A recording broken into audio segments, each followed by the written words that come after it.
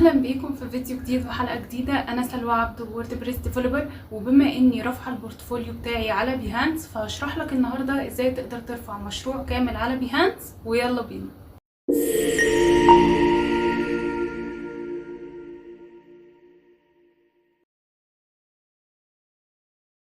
طيب احنا كده فتحنا بيهانس بتاعنا.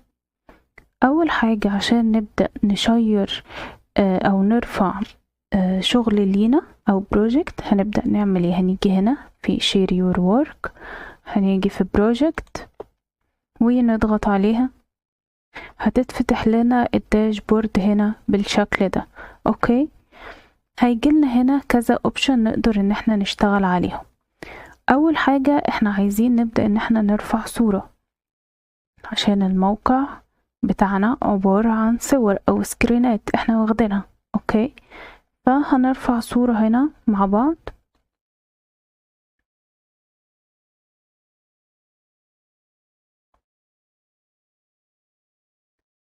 هنيجي نرفع الصورة دي كده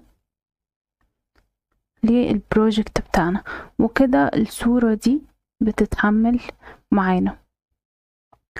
طيب انا عايز ان انا احط هيدنج هنا او عنوان عشان اللي يدخل يبقى عارف ده ايه بالظبط. اوكي، فهنيجي هنا في حرف ال T. اوكي، وهيفتح لنا مكان نكتب فيه بالشكل ده. هنروح نشوف عنوان للمشروع بتاعنا يكون مناسب، وياريت يكون متوافق مع ال ACO عشان الناس اللي بتبحث يوصل لها المشروع بتاعك. اوكي، فهنيجي هنا نكتب العنوان بتاعنا. لو نلاحظ هنا ان هو جايب انه باراجراف، طيب احنا مش عايزينه باراجراف، احنا عايزينه عنوان. فهنيجي هنا header، وهيبقى كده معانا بالشكل ده العنوان. نقدر ان احنا نخليه في النص، ونقدر ان احنا نخليه زي ما كان على الشمال. اوكي، اول حاجة يبقى احنا كده رفعنا اول صفحة في المشروع بتاعنا على بيهانس. طيب انا دلوقتي هنفترض ان انا عايز احط صورة المشروع قبل واحط صورة المشروع بعد. هل اقدر اعمل حاجة زي كده في بيهانس؟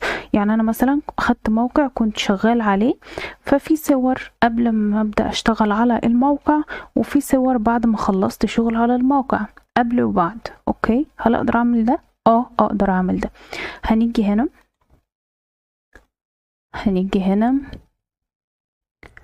في الجريد،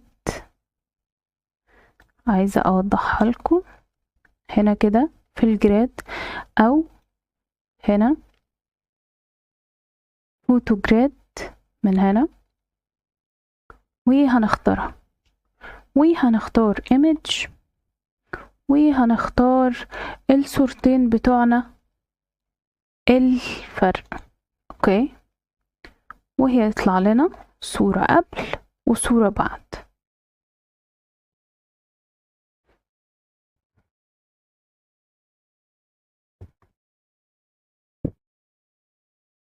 اوكي، يبقى ده كده قبل ما نبدأ نشتغل على الموقع، وده بعد ما اشتغلنا وجددنا فيه بعض الألوان والنصوص.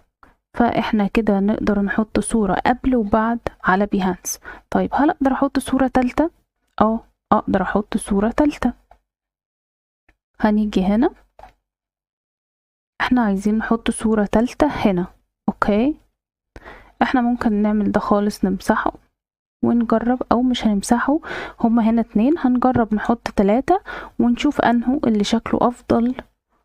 اوكي، ونسيبه.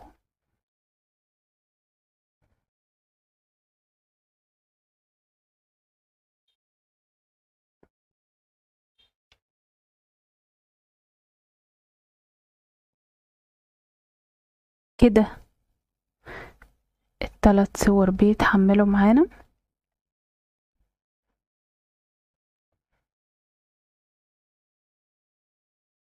اوكي، بالشكل ده ال3 صور شكلهم كويسين، والصورتين شكلهم كويسين، وانت المفروض تعرض المشروع بتاعك باكتر من طريقة عشان يبقى واضح في كل، يعني تبقى التفاصيل كلها واضحة فيه. اوكي. طيب احنا مثلا هنحط الصورة دي لوحدها،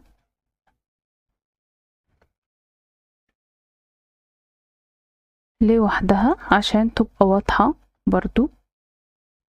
اوكي،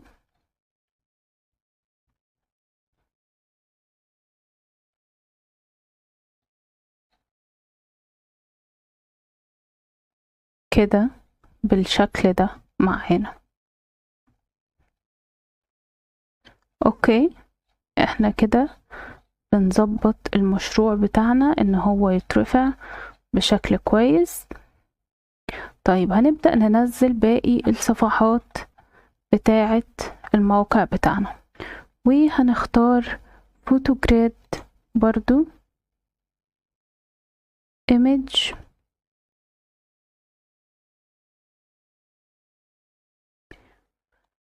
وهنختار الصورتين دول.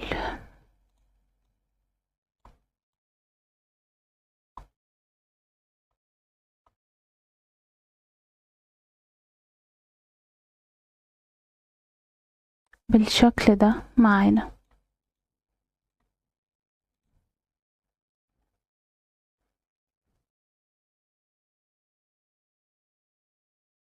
اوكي،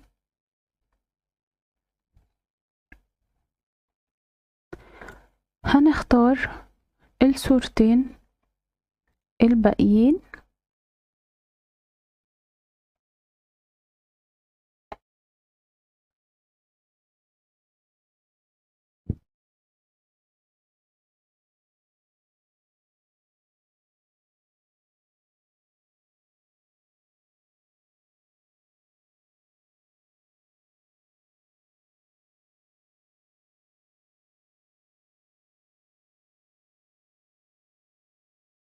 اوكي. في صورة مش عايزة تطلع،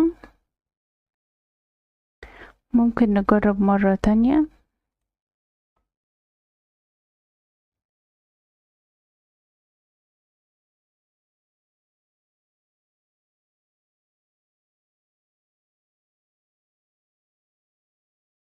اوكي، في صورة في المشروع بتاعنا فيها مشكلة، فاحنا هنتجاهلها مبدئيا، يعني هنتجاهل الصورة دي. اوكي، وهنرجع ان احنا نعدل تاني، مفيش مشكلة.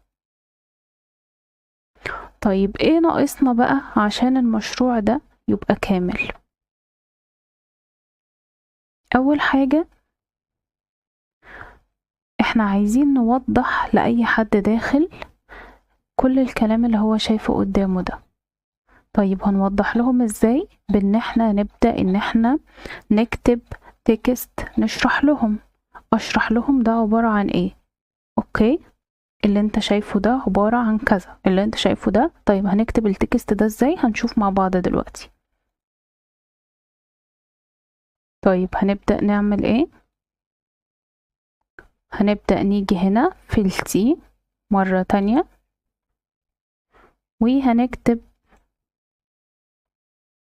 التكست بتاعنا. اوكي، طيب انا عايز اعدل الشكل ده.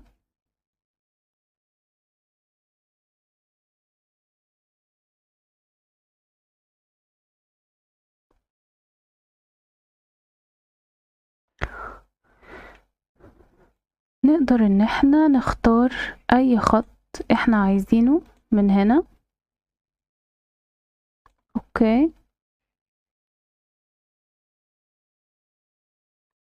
نقدر ان احنا نختار اي خط احنا عايزينه،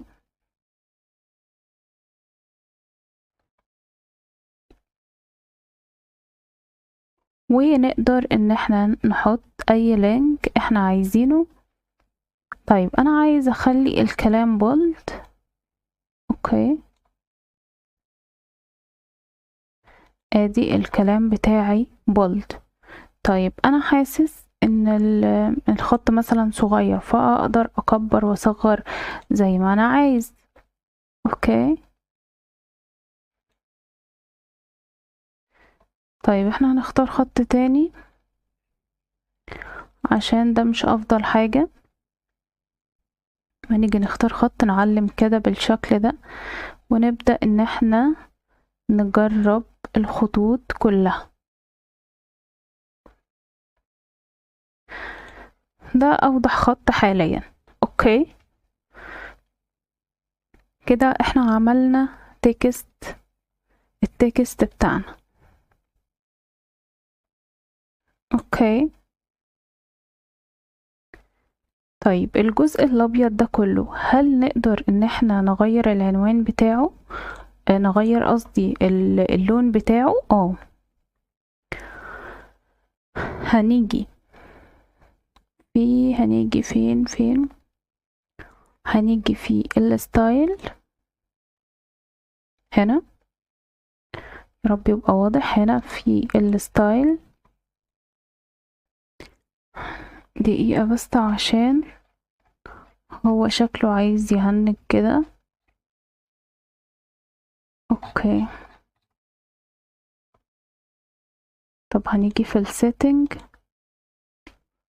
اوكي بيهانس عايز يهنج، فثواني. طيب هنيجي هنا على الصورتين دول مثلا، وهكتب تكست هنا بيوضح انهي الصورة اللي اشتغلنا عليها وانهي الصورة اللي ما اشتغلناش عليها. اوكي، يعني انهي قبل وانهي بعد.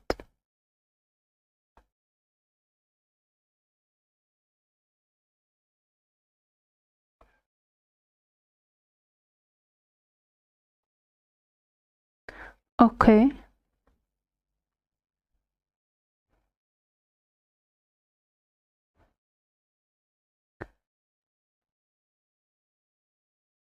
وهنوضح هنا برضو نفس الكلام.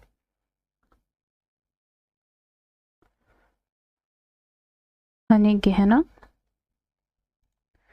وهنختار حرف التي زي ما اتعودنا، وهنكتب العنوان اللي احنا عايزينه. اوكي بالشكل ده عشان نوضح برضو ايه دول.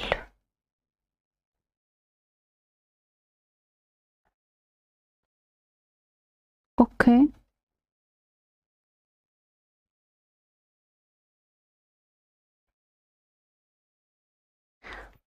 هنيجي هنا نكتب تكست كمان بننهي بيه المشروع بتاعنا. اوكي.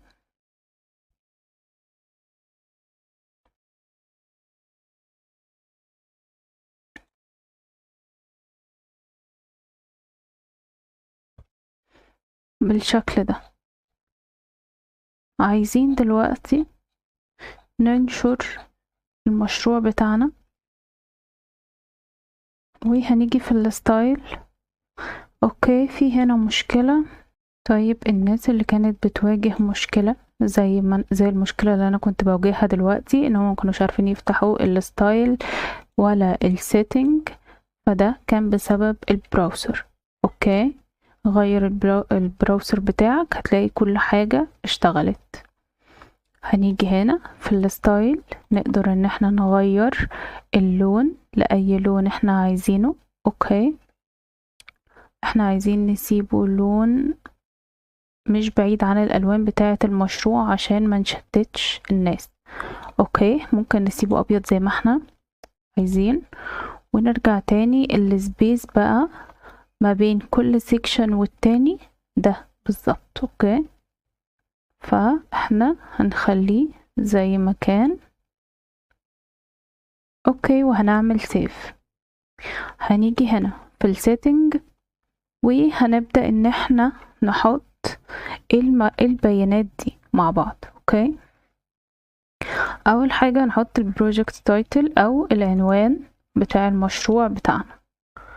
تاني حاجة هنبدأ ان احنا نحط تاجز تقدر ان هي توصل المشاريع، يعني توصل الناس اللي عايزانا بالمشروع ده. يعني مثلا هنفترض ان انا بسيرش على مشروع مثلا خاص بالعربيات، مثلا موقع خاص بالعربيات، فانا بسيرش بان انا عايزة موقع خاص بالعربيات، اوكي، وبسيرش بالتاجز. فلو انا حطيت تاجز غلط مش هتوصل لي للجمهور اللي محتاج يشوف الشغل بتاعي، اوكي. فانا دلوقتي عايز اوصل لجمهور مثلا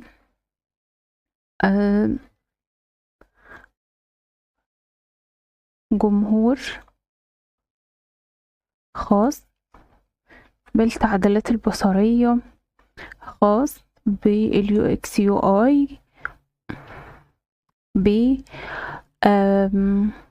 ويب سايت ووردبريس، بما ان ده موقع ووردبريس، إليمنتور بما ان ده عاملينه بإليمنتور، وهكذا. اوكي، ويب سايت ديزاين، يعني بنختار تاجز فيها الحاجات اللي ليها علاقة بالمشروع بتاعنا، اوكي، يو اكس يو اي وهكذا. تمام،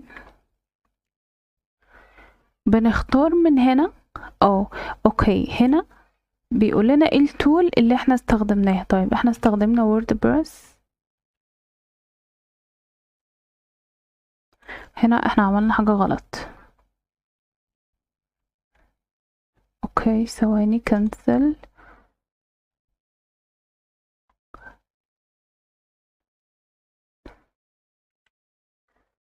ووردبريس،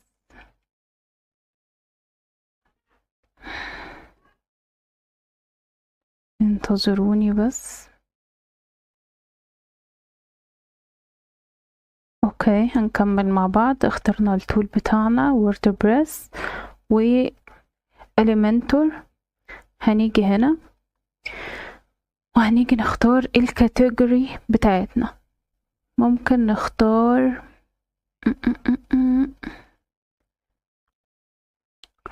هنختار UX UI، وهنختار ويب ديزاين و براندنج ممكن، وهنعمل done. اوكي، بيقولك مين هيشوف ده؟ everyone. المشروع بتاعنا منشور ل everyone ولا privately لوحدي؟ everyone. اوكي، عايزين نعمل edit للcover. اوكي، هنحط الجزء اللي احنا عايزينه يبان، اي جزء احنا شايفين ان هو الانسب ان هو يبان. اوكي، الطبيعي ان هو يبان اول جزء في الموقع كده، وهنختاره وهنعمل publish، والموقع بتاعنا كده بقى اونلاين على بيهانس. اوكي،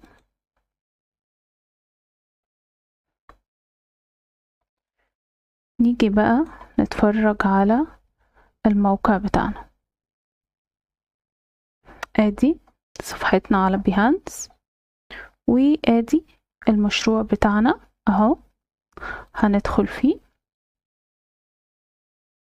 المشروع ظاهر معانا اهو بالشكل ده.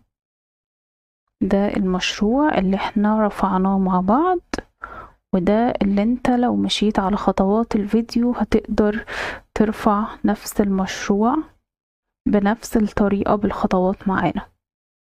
اوكي، بس كده. لو عجبك الفيديو ما تنساش تعمل لايك واشتراك وفعل الجرس عشان يوصلك كل جديد. والسلام عليكم.